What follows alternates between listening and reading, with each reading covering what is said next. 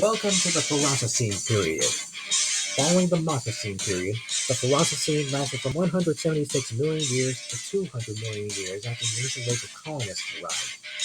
This period is most well known for the optimization of selachopods to environments beyond their ideal habitats, including the north, the skies, and the seas their ancestors called from. Due to the commonality of life experiencing a more complex niches than the last period's garbled mess, the Ferococene is analogous to Earth's Jurassic period. This is how the continents appeared in the Ferococene. Cainereee collided with Faroes and fully separated from North Lyrusa. Several large islands have split off of South Lyrusa, and sea levels continue to rise. Selachopods remain present even as the neonocopods continue to overshadow them. The giant spring anteater was a species that followed in the footsteps of the extinct selachopods Lingua by specializing in the beyond spring ants, even evolving similar adaptations in the form of strong claws and prehensile barbels. Because of its relatively large size and ability to defend itself with deadly claw spikes, it had little to fear from predators and lacked its predecessor's heavy armor. The giant spring anteater was unusually large among selachopods, measuring a little over 18 feet, or close to 6 meters in length, and weighing 512 kilograms. Its pups were around a foot long upon hatching and fended for themselves throughout their growth. Dinosaurs remain the most prolific prey of selachopods across the world, continuing the trend of diversification displayed since their origins of the Invertebrate. Many different species have evolved into new and exotic niches unheard of to them even in the turbulent age of monsters. While many continue to grow into the role of megafauna, several have developed more unconventional ways of carving out a living. Some descendants of the Squalosia genus Mushi became snake-like in body shape, forming the claim of Squalophidians, or sharpens. The harlequin ice-cream sharpen had neurotoxic saliva used to paralyze its prey before swallowing and holding in cannibal jaws. Its pink stripes, while typically not ideal for an ambush hunter, or an aposematic display similar to that of a coral snake, advertising its toxicity to predators. Like its ancestor, the sharpen can slink into burrows with ease. The harlequin ice cream sharpen can grow between 2 and 3 feet in length, or about as long as a male ball python, while some females have been documented 4 feet long. The sharpen's pups hatch on their eggs fully venomous and measuring 10 inches in length.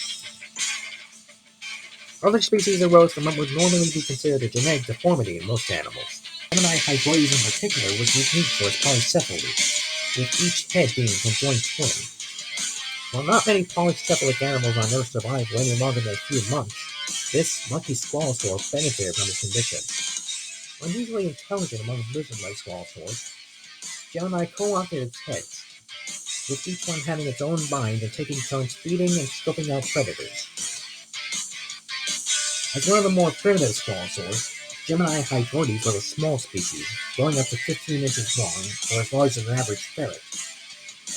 Its pups were born at a length of 4 inches, with polycephaly having become a dominant trait, making one-head young rare among clutches. While the Malacopterans were the first animals to evolve flight in Squalosian history, some white-bodied squalosaurs have already shown signs of finding food. Protoratus ordo-stretche was one of the first of its kind known as the Squalopterans, known for the development of a fin membrane connecting its forelimbs and its torso, allowing it to glide from first point to first point. While somewhat agile in the air, its quadrupedal gait was unwieldy for a creature that evolved from bipedal ancestors. Protoratus ordo-stretche could grow to 21 inches, or 53 centimeters in length, rivaling a small squirrel. It nested in hollows in the trees, and it cared for pups and hatched measuring 3 inches long, tending to them until they learned to glide. One of the dominant animal studies of philosophy in the descent of the Cainereee, which evolved into fully bipedal form called Squalosia. Dinosaurian in appearance and related to Squalopterans, they were quick to stake their claim as top predators due to their light build and potential to reach massive sizes. Many species are surprisingly intelligent even among selachopods and exhibited sexual dimorphism, mainly variations in size and appearance. Many species of Squalomonsters hunted big game much like their ancestors did. Squalonovenator restensis was a basal species with a gracile frame that allowed it to keep chase with its equally agile prey. Its cursorial lifestyle generated a high amount of excess heat, which would be filtered out by the large sail on its back. Spawn-nominated females are territorial and feel tempered during breeding season, even chasing away larger threats in order to protect their eggs and pups. Spawn-nominated restentis could reach about 10 feet or 3 meters in total body length, with females often erring towards larger sizes than males. The pups of this species hatch into eggs measuring 2 feet long, bearing stunted dorsal scales that gradually grew taller as the animals matured. Other species were unique among their completely unorthodox nature of their sexual dimorphism. Caineree's venatrix, also called a spectacled venatrix due to its facial markings, was a textbook example. The bright white markings that would indicate a male in other species are in fact typical of females, who vie for males during breeding season. After laying her eggs, the female would leave her mates to incubate them, while she hunted to feed both themselves and the developing brood.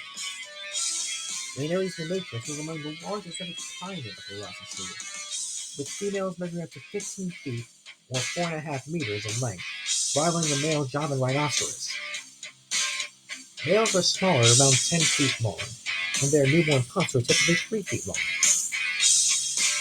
One of the most recognizable small monster families involves the Spores, notable for their brachycephalic snouts and reduced arms that made them resemble bellisaurs.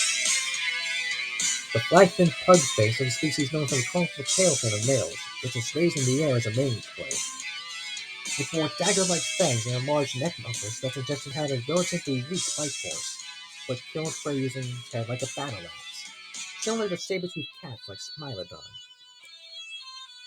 The flag-finned pugface is relatively small for a small monster, maxing out at a length of 6 feet, that's close to 2 meters, and an excessively light weight of 16 kilograms. Although village populations in the Sanocene are heavier at 25 kilograms. Its pups hatch from their eggs measuring about 7 inches in length. Some small monsters aberrated from the role of super predator to carve out a niche at the water's edge. Chene was a lanky, long-legged species that lived much like a heron. Its elongated snout bore interlocking needle-like teeth used to grip slippery aquatic prey. Uniquely amongst the selachopods, Superrincus had an incredibly acute sense of electroreception, which, although weak in many small spores, gave the squator an edge in scanning the water for its next meal. Chene was another dwarf among small monsters, standing a little over 47 inches or 120 centimeters tall, comparable to Florida's sandhill crane in height. Pups of the species hatching their eggs around 4 inches in height and were fed prey freshly caught by their mother. The biodiversity of invertebrates on land has changed remarkably little between periods, with groups like razorwood moths, bracket spiders, neotronobites, and Malacoptera nudibranchs continuing to persist around this time. However, standouts among these groups arose, along with markedly innovative clades of organisms that remained more or less identical in prior history. Mutations in one lineage of crayfish have resulted in the production of softer exoskeletons, prompting the development of creative behavioral adaptations to compensate. The common hermit cray, so named after its resemblance to hermit crabs on Earth, inhabited the empty shells of gastropods like conches or cone snails for protection, due to the intense pressure of being eaten by predators like Squalosia. Individuals will commonly be seen squabbling over shells. The common hermit cray had a body size of around 3 inches or 76 millimeters, which being as long as the diameter of a baseball. Its larvae will lay its lines in a cornflake upon birth, only traversing out to land upon reaching their third instar, when they could afford to scrounge for larger shells. One of the more novel groups to see continued success in the Ferococene was the Onychobrachids. Boscherina's hook thumb was unique due to the development of one of its raptorial hooks into a false thumb claw, allowing this nocturnal spider to better grip on the prey or manipulate objects in its environment. While similar in proportion to intelligence to Brachiophonius of the Morphocene fruitful jungle, it was actually more closely related to a smaller arachnomantis than similar species. Despite its predatory efficiency, Boscherina's hook thumb was only around 4 inches or 10 centimeters in body length, pointing at the size of a mouse. Hook-thumbed spiderlings were around the size of a grain of rice, but voracious hunters of small animals like springtails. Spring ants remained conservative in their physiology and general lifestyle as time went on. The blue-headed spring ant was one such example, although it was largely a carnivore as opposed to a generalist scavenger. Despite their lack of strong mandibles, workers of the species were incredibly efficient at gathering food due to their sheer numbers, with thousands at a time forming hunting parties. These spring ants were a staple in the diet of many insectivores, including the giant spring anteater. Blue-headed spring ant workers were between 2 and 6 millimeters in length, similar in size to the workers of land-footed fire ants. Queens could reach 24 millimeters long, while drones were smaller at only 1 millimeter. Their nymphs were as large as grains of barley. The vast oceans of small oceans were just as incredibly diverse as dry land of the Ferococene, with many unique species of animal diversifying at an unprecedented rate. Among the most successful were the Euthymosilian sharks, a family of whom known as Squalosia, or ichthyophage sharks for short, convergently evolved a similar body plan to billfish, such as marlin, sailfish, and swordfish. Like them, ichthyophage sharks were generally fast-moving hunters of small prey. Ichthyophage sharks are among the most common large Euthymosilian sharks that diverse the oceans of Ferocity. Velocicarcaria indicum was predominantly nocturnal and fed upon small animals, darting about in the darkened waters. Its elongated snout offered both range and precision to effectively strike and snap at prey, allowing the shark to reach outwards and have to listen down into its sensitive eyes and gills. Unlike the billfish it resembled, Velocicarcaria bore a large amount of teeth. Velocicarcaria indicum was about 12 feet long with snout to tail and weighed 3/4 of a ton, making it similar in size to the Atlantic blue martin. Its pups were born at 10 inches long and fed on bait shark, colloquial term for unrelated, extremely small Euthymosilian shark species that struggle in large schools. Other ichthyophage sharks, like the greater long-snouted drake shark, were diurnal and hunted close to the surface of the water. Unlike its relative Velocicarcaria, some of its teeth were enlarged and cuspite, making them well equipped for spearing through moderately large game. One of the largest of the ichthyophage family, the sight of the drake shark's tall dorsal fin poking out of the water was a foreboding sight, much like a ferocious dragon in a European fairy tale. The greater long-sided drake shark grew up to 32 feet or 10 meters in body length and had a weight of 29 tons. Its pups hatched at 1/16 of the size of the adults and lacked the distinctive cuffs, mostly hunting small game like bait sharks and squid. While most ichthyophage sharks bore long snouts, several basal species with flatter jaws still existed.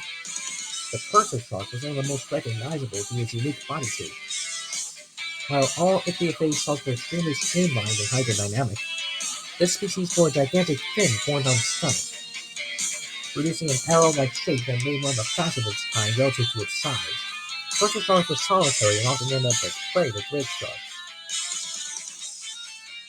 Purser sharks were among the smaller of the ichthyophage sharks, being nearly 5 feet long and weighing 35 kilograms. Their pups were only 7 inches long when born, and fed primarily on an assortment of aquatic invertebrates like small mollusks and crustaceans. Of course, ichthyophage sharks are by no means the only animals that find success in the widespread oceans.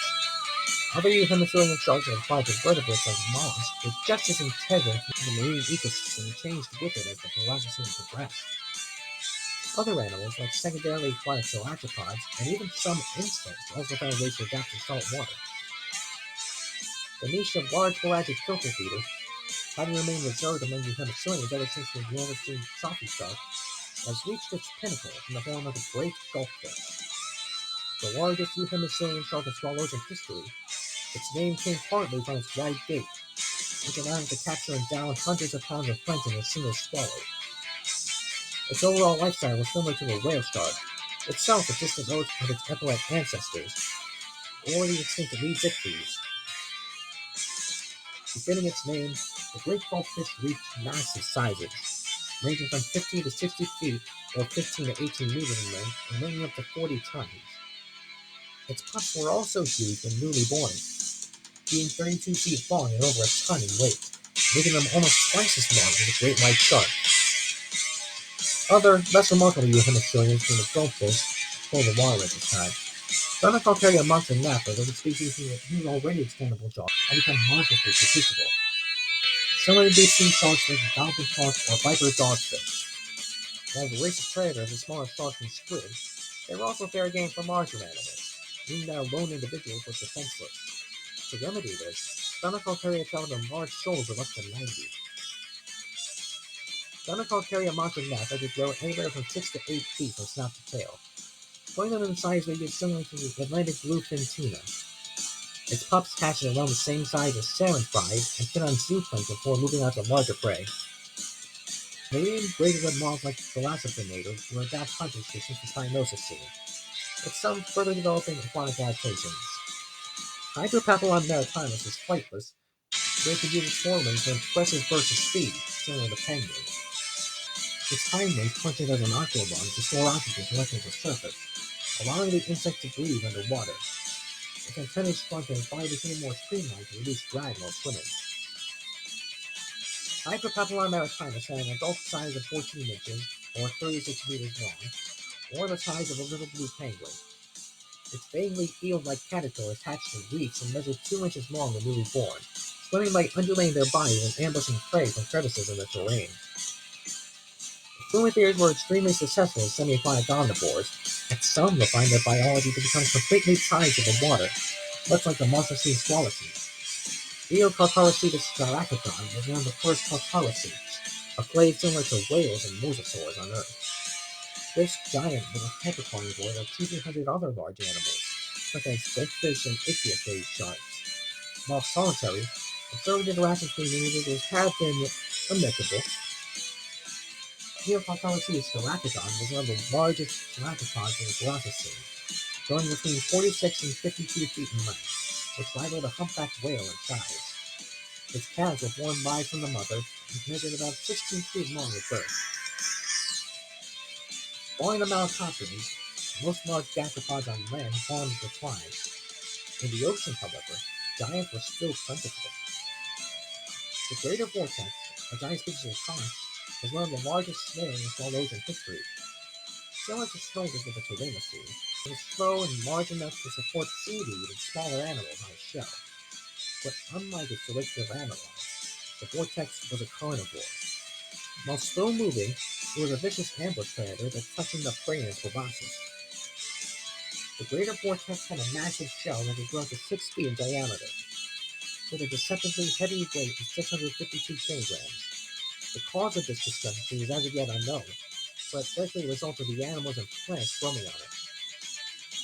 Vortex larvae floated among the water column as plankton the size of soybeans. Can that be joined with Pharos? The resulting land bridge opens up an avenue for hardy animal species to expand into once barren ice sheets. Borealis rhinoceros was a close relative of Cainereee that developed a coat of dense filament on its tentacles to stay off the cold, much like the fur of mammals. In especially cold weather, they instinctually travel in fur to add insulation to huddling other individuals. However, Borealis was a largely solitary animal. As a carcaracean, Borealis rhinoceros was naturally quite large, reaching up to 8 feet in length, comparable to a muskox. However, some elders have been documented growing to 13 feet.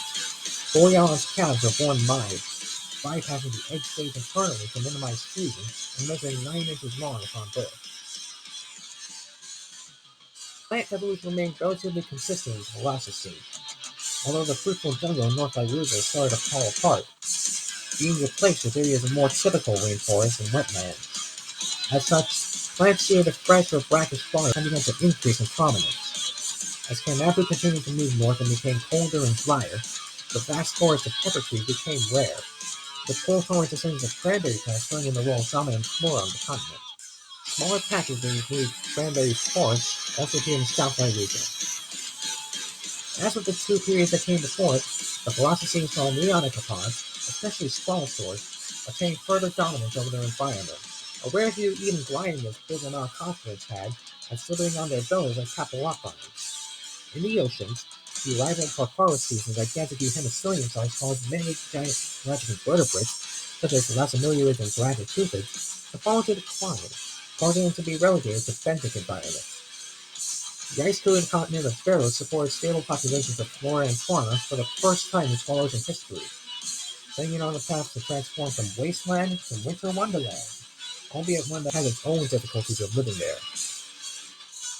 This video doesn't detail everything about the Ferococene, only the aspects and features most relevant to the planet's history. If you don't understand what I just showed you all, You can always access the Google Docs, forecast, or Discord for projects with more detailed information. The links are posted in the description. If you have any questions pertaining to the project, I will gladly answer them to the best of my ability in the comment section or otherwise. In the next episode, the islands that split off from the continents will be explored in greater detail, each one bearing its own assemblage of unique and exotic animal life.